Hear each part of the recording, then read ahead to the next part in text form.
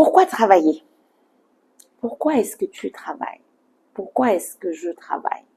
Pourquoi est-ce que nous travaillons? Est-ce que c'est pour gagner de l'argent? Est-ce que nous travaillons pour manger ou est-ce que nous travaillons pour payer nos charges?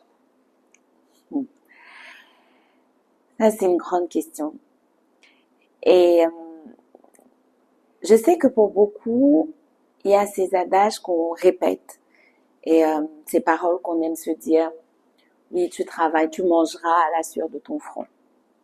C'est vrai, c'est écrit. Mais la question que j'aimerais qu'on se pose aujourd'hui, c'est véritablement pourquoi je travaille? Pourquoi est-ce que je fais ce que je fais? Pourquoi est-ce que je suis dans le métier que j'exerce? Souvenez-vous, à l'épisode précédent, nous avons parlé de notre destinée, notre but, notre vision. Pourquoi on est là? Et si nous avons compris le texte de Jérémie, comprenons que nous sommes là pour un but, parce que quelqu'un nous a appelés à faire quelque chose. Et cette personne, c'est Dieu.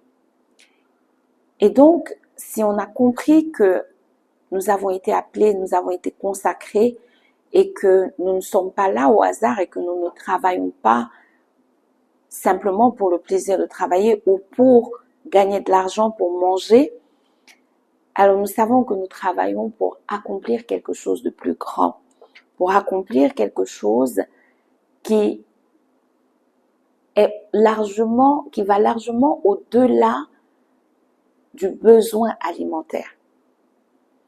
Pour ceux qui connaissent la pyramide des besoins de Maslow, il y a les besoins primaires, ainsi de suite, jusqu'aux besoins d'accomplissement de soi. Et on comprend donc que la vie que nous menons, le travail que nous faisons, les étapes par lesquelles nous passons, sont dirigées par ces différents besoins. Mais ce que j'aimerais que nous comprenions aujourd'hui et que j'ai compris au fur et à mesure de mes échanges avec celui qui m'a appelé, qui m'a consacré et qui me donne de faire ce que je fais, le travail que j'adore, des ressources humaines, c'est que le travail que nous avons à accomplir, ce n'est pas que pour gagner de l'argent, ce n'est pas que pour manger, ce n'est pas que pour pouvoir subvenir à nos besoins primaires. Si nous travaillons, c'est parce que Dieu a besoin que nous réalisions quelque chose pour lui et pour sa gloire. Et c'est pourquoi, dans ces discussions et ces échanges avec ses disciples, Jésus pouvait dire dans Matthieu au chapitre 6, le verset 33, « Cherchez premièrement le royaume et la justice de Dieu, et tout le reste vous sera donné en plus. » Pour ceux qui lisent, vous aurez le temps de lire, les versets précédents nous disent qu'il ne s'agit pas de chercher à savoir qu'est-ce qu'on va manger, qu'est-ce qu'on va porter. Donc, ce que Jésus pouvait dire, c'est que c'est pas manger, s'habiller, savoir est-ce que j'aurai un toit, c'est pas ça qui est le plus important. Mais ce qui est important, c'est d'abord de rechercher le royaume et la justice de Dieu. Et qu'est-ce que le royaume et la justice de Dieu?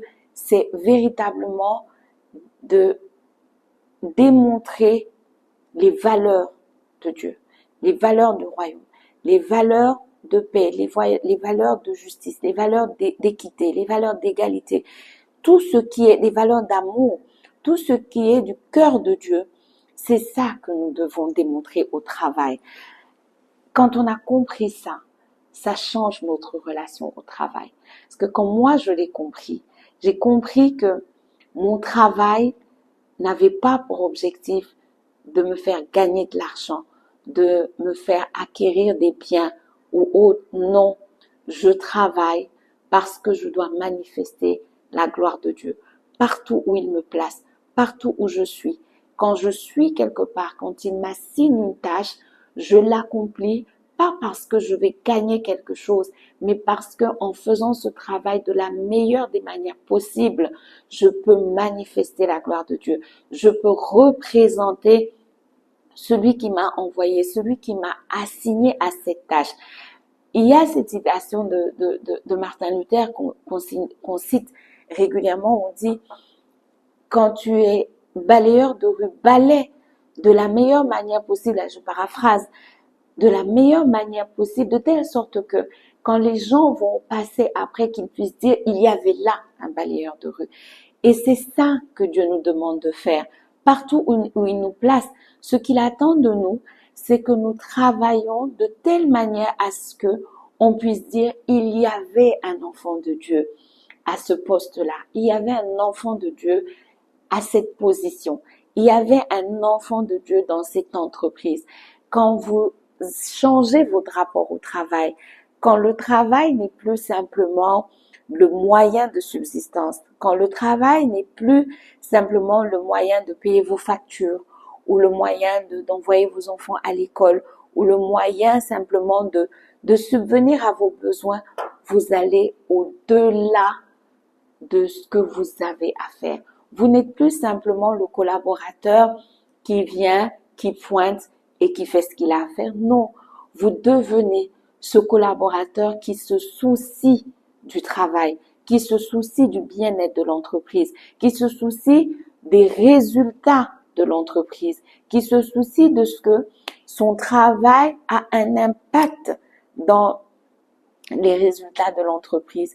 Il se soucie de faire en sorte que son travail soit une bénédiction pour toutes les personnes qui l'entourent. Alors, cher ami, je veux t'inviter véritablement à relire ce passage et le méditer et le comprendre. Et il y en a un second que j'aime beaucoup et qui est de Paul, qui dit dans Philippiens 3 au verset 14, « Je cours vers le but pour remporter le prix de la vocation céleste en Christ. » Ce qui veut dire que quand on travaille, ce n'est vraiment pas pour gagner de l'argent, c'est parce qu'il y a un but, il y a un prix, il y a une vocation qui est sur ta vie. Cette vocation céleste, elle est en Christ. Alors tu ne peux pas travailler parce que tu dois gagner de l'argent. Ce n'est pas ce à quoi la personne qui t'a consacré, qui t'a appelé, t'appelle à agir. Il t'appelle à être ce représentant. Il t'appelle à être cette personne qui, partout où elle est, va bénir quelqu'un. Alors, ce que je te demande aujourd'hui, c'est véritablement de repasser ces versets, de les méditer et de questionner ton rapport au travail. Et réponds à cette question. Pourquoi est-ce que tu travailles? Pour gagner de l'argent ou pour la gloire de Dieu? Ensuite, au prochain numéro. D'ici là, que Dieu te bénisse.